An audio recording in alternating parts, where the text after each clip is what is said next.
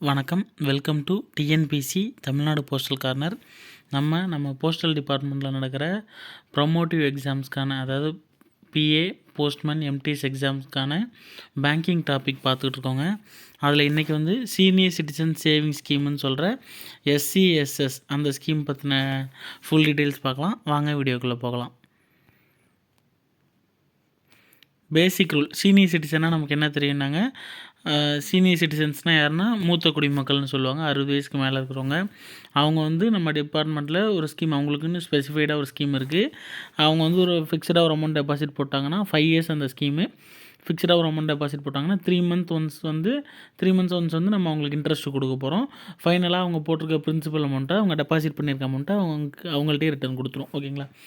இது பற்றின பேசிக்கான ரூல் என்னென்னு பார்த்தீங்கன்னா, there shall be only one deposit in the account இந்த மல்டிபிள் ஆஃப் 1000 மேக்ஸிமம் 30 lakh அப்படின்னு சொல்கிறாங்க. அதாவது அதே மாதிரி தான் இதுக்கு முன்னாடி நம்ம பார்த்த டிடி ஸ்கீம்ஸு, எம்ஐ ஸ்கீம் மாதிரியே தான் சீனியர் சிட்டிசன் சேவிங் ஸ்கீம்லேயும் ஒரே ஒரு டெபாசிட் தான். ஒன்ஸ் அந்த அக்கௌண்ட்டில் ஒரு தடவை டெபாசிட் போட்டுட்டாங்கன்னா 5 வருஷத்துக்கு அதுக்கு மேற்கொண்டு அவங்க எதுவும் டெபாசிட் போட முடியாது.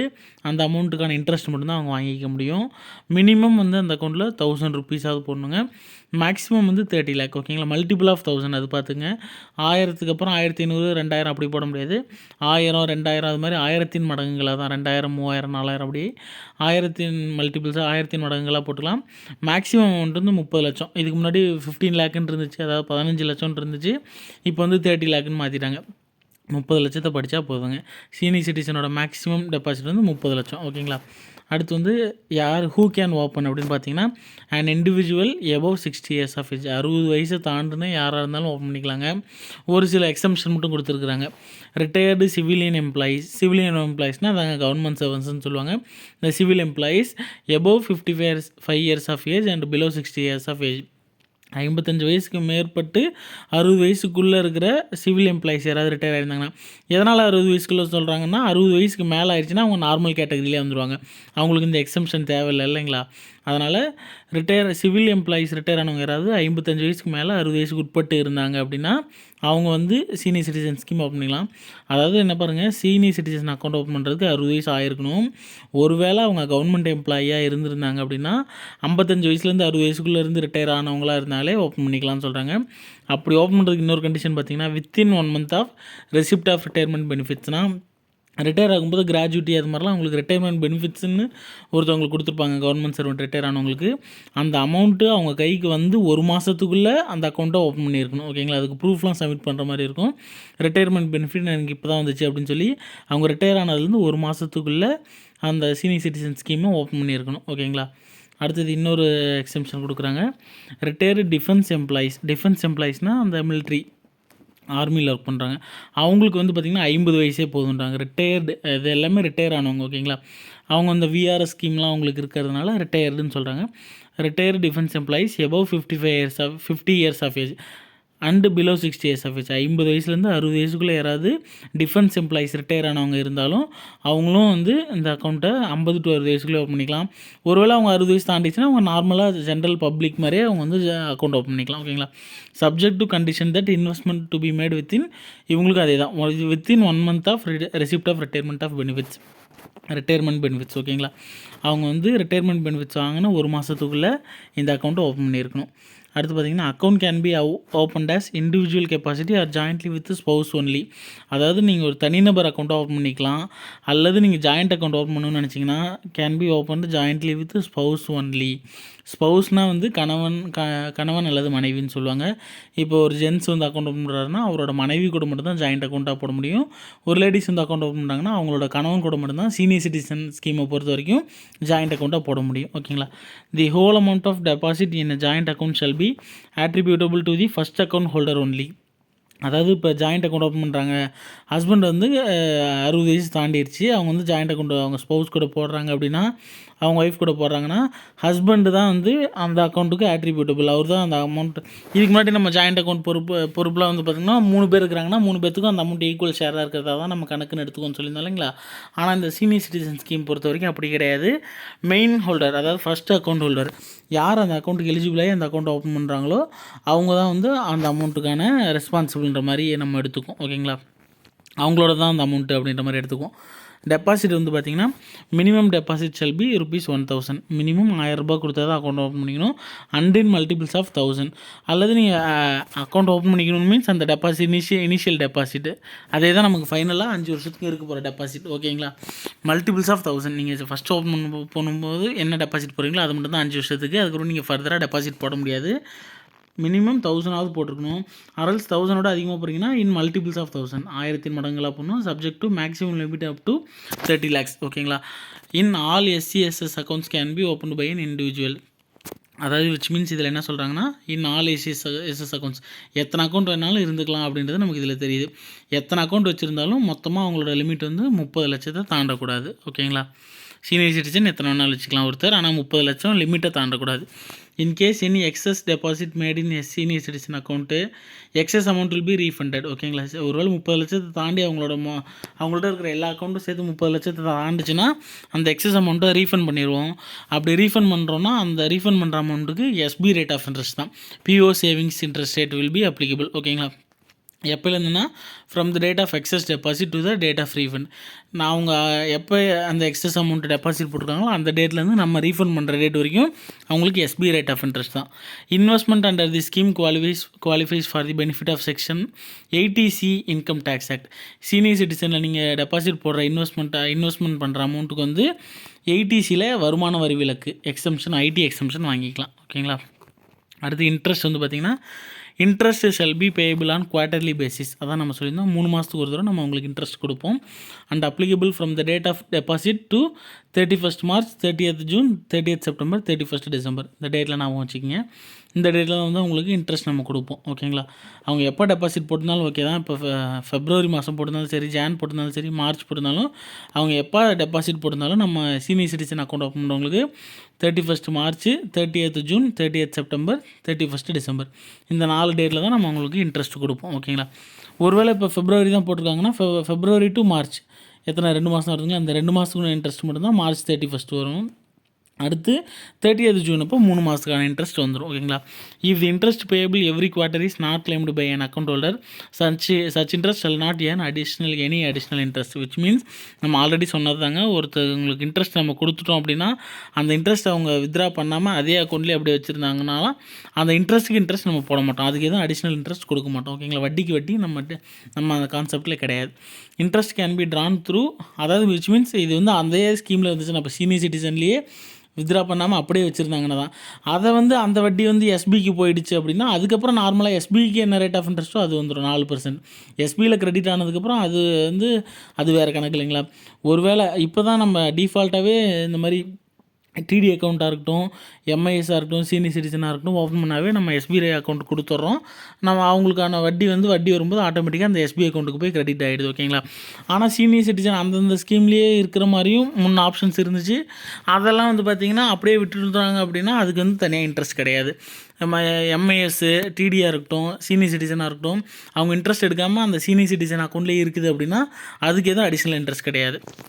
அதர்வைஸ் ஆனால் அவங்களோட இன்ட்ரெஸ்ட் வந்து SB அக்கௌண்ட்டுக்கு போயிடுச்சுன்னா SB அக்கௌண்ட்டுக்கு போனால் அது வந்து SB அக்கௌண்ட்டில் இருக்கிற டெபாசிட்டாக தானே கணக்கு. அதுக்கு என்ன ரேட் ஆஃப் இன்ட்ரெஸ்ட்டோ அது கொடுத்துருவோம். Interest can be drawn through auto credit into savings account. அதாங்க ஆட்டோ கிரெடிட் ஃபெசிலிட்டி இருக்குது at same post office or ECSனால் தான் நம்ம ஆல்ரெடி சொல்லியிருந்தோம். எலக்ட்ரானிக் கிளியரன்ஸ் சர்வீஸ்னு சொல்லுவாங்க. இந்த பேங்க் அக்கௌண்ட்டில் கிரெடிட் ஆகிற மாதிரி. In case of SCSS account at CBS post office, இப்போ எல்லாமே CBS போஸ்ட் ஆஃபீஸ் தான். இதில் என்ன சொல்கிறாங்கன்னா CBS போஸ்ட் ஆஃபீஸாக இருந்துச்சுன்னா அதர் போஸ்ட் ஆஃபீஸோட SB அக்கௌண்ட்டில் கூட அந்த இன்ட்ரெஸ்ட்டை கிரெடிட் கொடுத்துருவோன்னு சொல்கிறாங்க. இப்போ ஜென்ரலாக நம்ம தெரிஞ்சுக்க வேண்டியது என்னென்னா இன்ட்ரெஸ்ட் வந்து இந்த சீனியர் சிட்டிசனுக்கான இன்ட்ரெஸ்ட் வந்து SB அக்கௌண்ட்லேயோ அல்லது ECS மூலிமா பேங்க் அக்கௌண்ட்லேயோ கிரெடிட் கொடுக்குறாங்க ஃபெசிலிட்டி இருக்குதுன்னு சொல்கிறாங்க. Interest is taxable if total interest in all SCSS accounts exceeds ₹50,000. Interest வந்து டேக்ஸபிளுங்க. நம்ம ஆல்ரெடி பார்த்துருந்தோம். SBக்கு வந்து இந்த 10,000 அப்படின்ற மாதிரி பார்த்துருப்போம். 10,000க்கு மேலே ஒரு SB அக்கௌண்ட் மூலிமா வட்டி வந்துச்சுன்னா அதுக்கு IT எக்ஸம்ஷன் இது பண்ண முடியாது, டேக்ஸபிள் தான் அப்படின்னு சொல்லியிருந்தோம். அதே மாதிரி தான் சீனியர் சிட்டிசன் மூலிமா உங்களுக்கு வர வட்டி வந்து 50,000 தாண்டுச்சு அப்படின்னா அதுக்கு மேலே வர வட்டிக்கு வந்து நீங்கள் வட்டி இது பண்ணி தான் ஆகணும், டேக்ஸ் கட்டி தான் ஆகணும். ஓகேங்களா? 50,000க்கு மேலே நீங்கள் வட்டி வாங்குனீங்க ஒரு வருஷத்தில் சீனியர் சிட்டிசன் ஸ்கீம் மூலிமா வாங்குனீங்கன்னா நீங்கள் அதுக்கு டேக்ஸ் கட்டி தான் ஆகணும். ஓகேங்களா. In a financial year and TDS at the prescribed rate shall be deducted from the total interest paid. 50,000க்கு மேலே நம்மளே தான் அவங்க வந்து டேக்ஸ் நீங்கள் ஐடி ஃபைல் பண்ணி நீங்கள் அதுக்கு டேக்ஸ் கட்டணும்லாம் கிடையாது. நம்மளே டிடிஎஸ்னால் என்ன, டேக்ஸ் டிடக்ஷன் அட் சோர்ஸ்ன்னு சொல்கிறாங்க. இப்போ இதெல்லாம் டிடிஎஸ் ஃபெசிலிட்டி வந்ததுக்கப்புறம் டேக்ஸ் டிடக்ஷன் அட் சோர்ஸ் அப்படின்ற கான்செப்ட் வந்ததுக்கப்புறம் எந்தெந்த டேக்ஸ்னாலும் அது வந்து நம்ம அவங்களுக்கு பெனிஃபிட் கொடுக்கும்போதே அவங்க இடத்துலையே நம்ம பிடிச்சிக்கிறோம். ஓகேங்களா. சோர்ஸ்லேயே நம்ம அந்த டேக்ஸை டிடக்ட் பண்ணிக்கிறோம். அதே தான் இவங்களுக்கும் 50,000க்கு மேலே ஒருத்தவங்களுக்கு டேக்ஸ் இன்ட்ரெஸ்ட் கொடுக்குறோம் நம்ம தெரிஞ்சிருச்சுனாலே, நம்ம தானே கொடுக்க போகிறோம். 50,000 தெரிஞ்சிச்சுனாலே சிஸ்டம் வந்து ஆட்டோமேட்டிக்காக TDS tax deduction at source debit பண்ணிடும். ஓகேங்களா. அவங்களுக்கு போகிற இன்ட்ரெஸ்ட்லேருந்து. ஒருவேளை நீங்கள் டேக்ஸ் இப்போலாம் நிறைய வந்து டிடிஎஸ் பிடிக்கக்கூடாது அப்படின்னா இந்த சீனியர் சிட்டிசன் அக்கௌண்ட் வச்சுருவாங்களாம் form 15G 15H PAN card இதெல்லாம் வச்சுக்கிட்டா வந்து அவங்க டிடிஎஸ் பிடிக்கிறது இல்லைங்க. No TDS will be deducted if form 15G 15H submitted. அந்த 15G 15H வந்து பார்த்திங்கன்னா இப்போ ஜென்ரலாக மேக்ஸிமம் எல்லா போஸ்ட் ஆஃபீஸில் என்ன பண்ணுறாங்கன்னா 15G 15H டிஃபால்ட்டாகவே எல்லாத்தையும் வாங்கிடுறாங்க. இந்த 15G 15Hன்னு என்னென்னு பார்த்தீங்கன்னா 15G வந்து 60 வயசுக்கு உள்ளே இருக்கிறவங்க சப்மிட் பண்ண வேண்டியது. 15H வந்து 60 வயசுக்கு மேலே இருக்கவங்கள்ட்ட சப்மிட் பண்ண வேண்டியது. இது வந்து நம்ம ஆளுங்க என்ன பண்ணுறாங்கன்னா பிளைண்டாக எல்லார்ட்டையுமே வாங்கி வச்சிடுறாங்க. வாங்கி வச்சுட்டு அவங்கள்ட்ட டிடிஎஸ் பிடிக்காமல் விட்டுறாங்க. இந்த 15G 15Hோட மெயின் கான்செப்ட் என்னென்னா அதில் என்ன வந்து அவங்க டிக்ளேர் பண்ணுற மாதிரி இருக்குன்னா, என்னோடய இந்த வருஷத்துக்கான வருமானமே வந்து 3 லட்சம் ஒரு லிமிட் இருக்கும். என்னோடய இந்த வருஷத்துக்கான வருமானம் வந்து 3 லட்சம் அதுக்குள்ளே தான் இருக்குது. அதனால் எனக்கு டேக்ஸ் பிடிக்காதீங்க அப்படின்னு சொல்லி அவங்க கஸ்டமர் வந்து டிக்ளேர் பண்ணுற மாதிரி இருக்கும். ஓகேங்களா. அது வந்து எல்லாருக்குமே அது எலிஜிபிள் இருக்குதா, அவங்களோட வருமானம் 3 லட்சமா 3 லட்சத்துக்கு மேலே இருக்குமா அப்படின்றதே நமக்கு தெரியாமல் நம்ம ஆளுங்க என்ன பண்ணிடுறாங்க, இந்த 15G 15H ஃபார்மை வாங்கி வச்சுட்டு அவங்களுக்கு டிடிஎஸ் பிடிக்காமல் விட்டுறாங்க. அது தப்பான ஒரு இதுதான். அவங்க ஒன்றும் அந்தளவுக்கு பெரிய ஒரு தப்பு கிடையாது. ஏன்னா அவங்க வந்து டிடிஎஸ் பிடிக்காமல் விட்டாலுமே அவங்க ஐடி ஃபைல் பண்ணும்போது கஸ்டமர் வந்து ஐடி ஃபைல் பண்ணும்போது அது ஆட்டோமேட்டிக்காக அவங்களுக்கு தெரிஞ்சிடும். அந்த இன்ட்ரெஸ்ட் ஏர்ன் பண்ணதெல்லாம் அவங்களுக்கு தெரிஞ்சிடும். பேன் கார்டு மூலிமா தெரிஞ்சிடும். அதனால் டேக்ஸ் கட்ட தான் போகிறாங்க.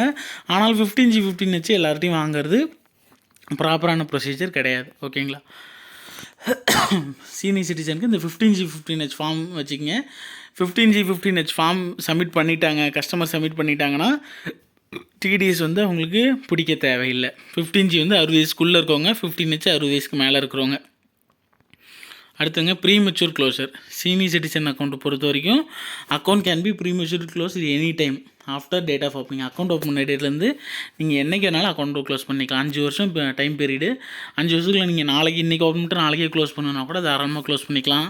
ஆனால் வந்து பார்த்திங்கன்னா அக்கௌண்ட் க்ளோஸ்டு பிஃபோர் 1 இயர், ஒரு வருஷத்துக்குள்ளே நீங்கள் க்ளோஸ் பண்ணிங்கன்னா no interest will be payable. அதுக்குன்னு எந்த ஒரு இன்ட்ரெஸ்ட்டும் கிடையாது. எஸ்பி ரேட் ஆஃப் இன்ட்ரெஸ்ட் கூட கிடையாது. நீங்கள் அக்கௌண்ட் ஓப்பன் பண்ணி ஒரு வருஷத்துக்குள்ளே க்ளோஸ் பண்ணிங்கன்னா எந்த இன்ட்ரெஸ்ட்டும் கிடையாது. ஒருவேளை நம்ம எதாவது இன்ட்ரெஸ்ட் கொடுத்துருந்தோம், ஏன்னா அந்த 3 மாதத்துக்கு ஒரு நம்ம இன்ட்ரெஸ்ட் கொடுக்குறோம் இல்லைங்களா, அந்த இன்ட்ரெஸ்ட் நம்ம கொடுத்துருந்தோம்னா interest shall be record from principal. நீங்கள் ஒரு வருஷத்துக்குள்ள அக்கௌண்ட்டு க்ளோஸ் பண்ணிங்கன்னா அதுக்குள்ளே நம்ம 3 மாதம் 6 மாதம்னு ஒரு 2 டென்யூருக்கு நம்ம 2 டியூ கொடுத்துருந்தோம், வட்டி கொடுத்துருந்தோம்னா அந்த 2 வட்டியும் அவங்களோட அசலில் பிடிச்சிட்டு தான் கொடுப்போம். ஓகேங்களா. If account closed after 1 year but before 2 year, ஒரு வருஷத்துக்கு அப்புறம் 2 வருஷத்துக்குள்ள அக்கௌண்ட் ஓப்பன் பண்ணிங்கன்னா and amount equal to 1.5% will be deducted from principal amount.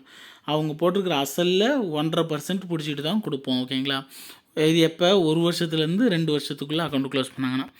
அடுத்து வந்து பார்த்திங்கன்னா 2 வருஷம் பட் 5 வருஷத்துக்குள்ளே.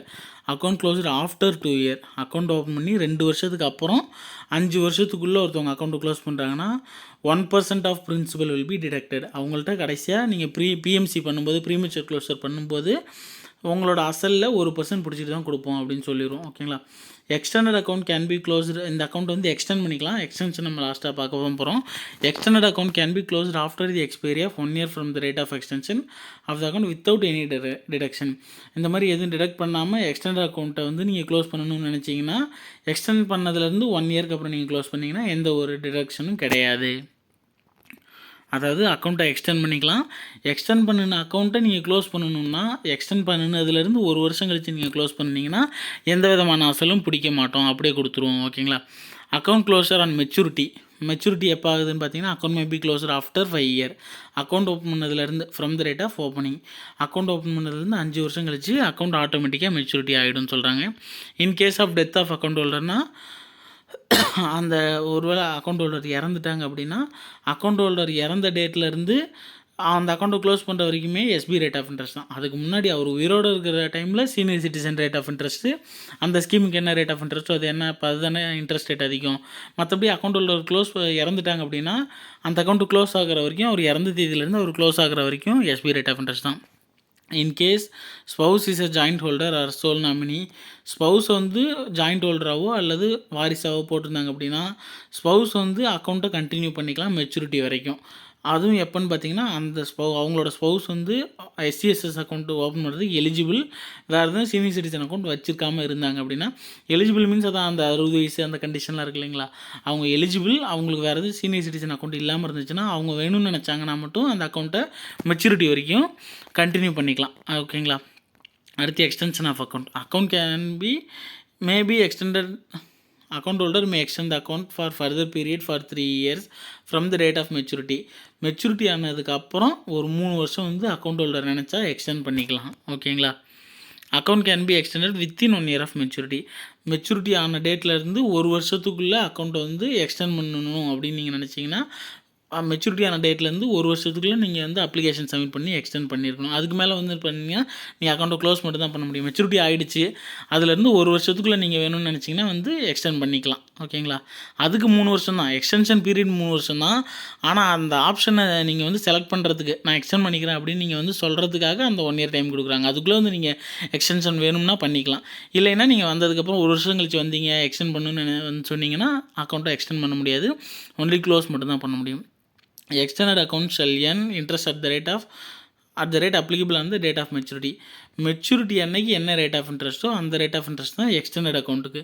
5 வருஷம் தான் மெச்சூரிட்டி ஆகிடுச்சு, நீங்கள் வந்து எக்ஸ்டெண்ட் பண்ணிட்டீங்க அப்படின்னா அடுத்த 3 வருஷத்துக்கான வந்து வட்டி பார்த்திங்கன்னா, இந்த மெச்சூரிட்டி ஆன டேட்டில் என்ன ரேட் ஆஃப் இன்ட்ரெஸ்ட்டோ அந்த ரேட் ஆஃப் இன்ட்ரெஸ்ட் தான் உங்களுக்கு மெச்சூரிட்டி அடுத்த அந்த எக்ஸ்டெண்டட் பீரியடுக்கு. ஓகேங்களா. ஆர்டி மட்டும்தான் வேறு மாதிரி இருக்கும். ஆர்டி நம்ம அந்த வீடியோவில் சொல்லியிருப்போம், அதை இப்போ கொஞ்சம் பார்த்துக்குங்க. பார்க்காதவங்க இருந்தீங்கன்னா பார்த்துருங்க. ஓகேங்களா. அடுத்து நம்ம இன்னும் அடுத்தடுத்த ஸ்கீம்ஸ் அடுத்தடுத்த வீடியோவில் பார்க்கலாங்க. தேங்க்யூ. வேறு ஏதாவது சஜஷன்ஸ் இருந்தால் அதை கமெண்ட்டில் சொல்லுங்கள். ஆல்ஸ் நம்ம வாட்ஸ்அப் லிங்க்லாம் கொடுத்துருக்கோம், கம்யூனிட்டி லிங்க் கொடுத்துருக்கோம். அதில் நம்ம நம்பருக்கு எதாவது டெக்ஸ்ட் பண்ணிங்கன்னா கூட டவுட்ஸ்லாம் க்ளியர் பண்ணிடலாம். ஓகேங்களா. தேங்க்யூ.